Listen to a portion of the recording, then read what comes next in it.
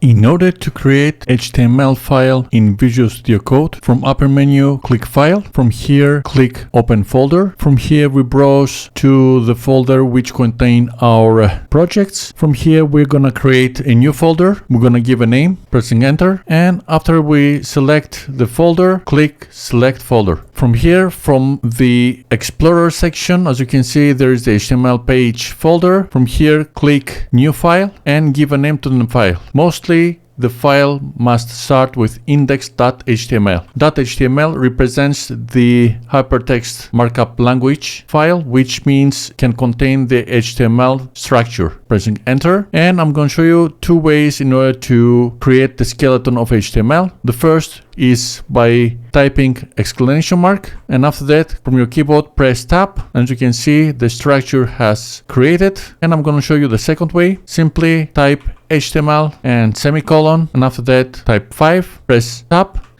Once again, we have created the HTML structure, and this is how simple you can create your own HTML file.